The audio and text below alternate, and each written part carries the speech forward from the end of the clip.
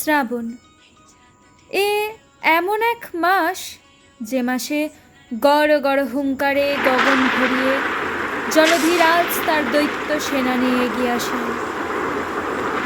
সেই স্বর্ণ শুভক্ষণে আশীর্বাদ ভরে ওঠে কোনো এক শিশুর খিলখিলে, যার মুখের মিষ্টি হাসি ভরিয়ে তুলতে জানে মনের শুকিয়ে যাওয়া প্রেমের গাছকে, যার নূপুর গড়ে তোলে এক নূতন শিল্পের জগৎ।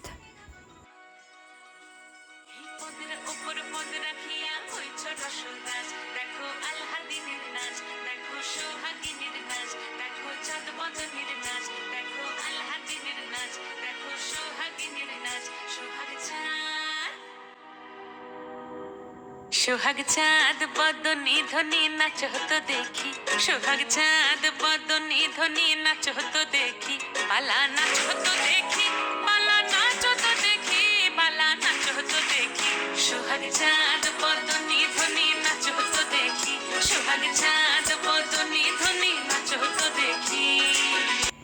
তার মনে যে কি চলে কে জানে, কখনো আলতা পায়ে রাঙলে তার জুড়ি মেলা ভার, আবার কখনো লুকিয়ে চকলেট খাওয়াতেও তার কোনো সীমা পরিসীমা নেই। আর একটা ভূত আছে, মাথায় চাপলে হেব্বি কেলেঙ্কারি, নাচ শেখানোর ভূত।